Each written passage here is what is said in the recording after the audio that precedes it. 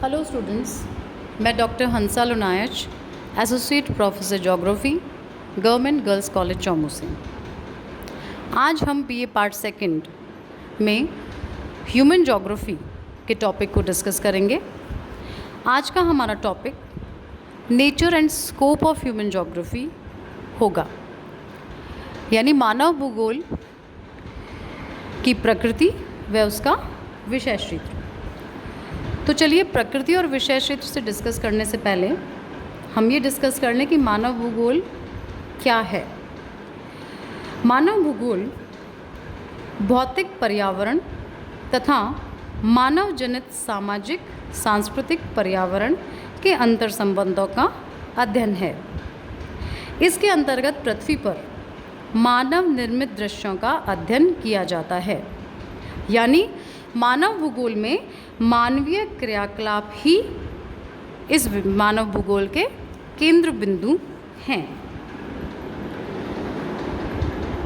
हम जब विषय क्षेत्र की बात करते हैं, स्कोप की बात करते हैं ह्यूमन ज्योग्राफी को, तो हम ह्यूमन ज्योग्राफी के स्कोप को इस प्रकार जान सकते हैं कि देखिए, मानव भूगोल में पर्यावरण से संबंधित मानव समाजों के अध्ययन पर विशेष बल दिया जाता है, यानी पर्यावरण और उससे संबंधित जो भी मानव समाज हैं उन पर उनको डिटेल में स्टडी किया जाता है।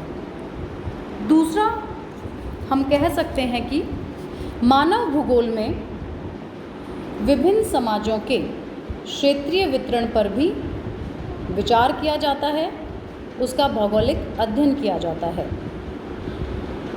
पर इसका क्षेत्र केवल मानव समाज पर ही ना होकर अति व्यापक है, क्योंकि इसमें हम मानव प्रजातियों, विश्व के विभिन्न भागों में जनसंख्या के विकास, जनसंख्या का वितरण व घनत्व और साथ साथ जनसांख्यिकी के लक्षण, जैसे पॉपुलेशन जो स्टैटिस्टिक्स के जो लक्षण हैं, जैसे जीवन प्रत्याशा दर, लाइफ एक्सपेक्टेंसी रेट, साक्षरता दर, लिटरेसी, सेक्स रेशो, उस पर्टिकुलर क्षेत्र का जो लिंगानुपात है वो, और साथ ही साथ माइग्रेशन जो है, जन स्थानांतरण जो है, उसके प्रतिमान इसमें अध्ययन किए जाते हैं। और मानव समूहों तथा उनकी आर्थिक क्रियाओं में भौतिक एवं जो सांस्कृतिक विशेषताएं हैं उनका अध्ययन भी हम मानव भूगोल के अंतर्गत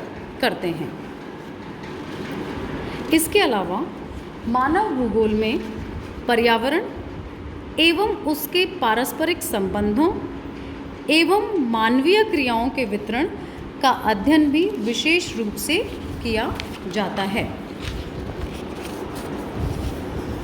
मानव भूगोल में जाति, धर्म, संस्कृति, भाषा,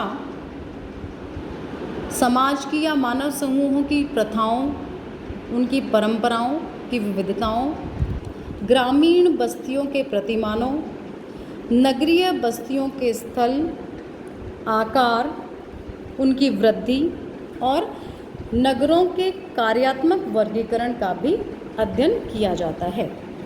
अतः हम कह सकते हैं कि मानव भूगोल का जो विषय क्षेत्र है वो अति व्यापक है।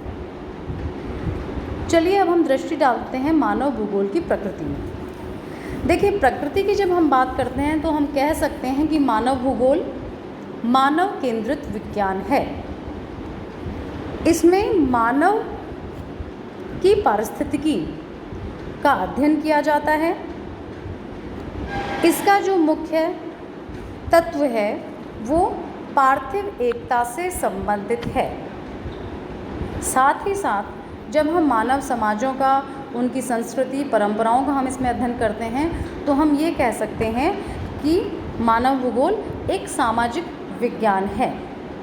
साथ ही साथ मानव भूगोल क्षेत्रीय भिन्नताओं पर भी आधारित है।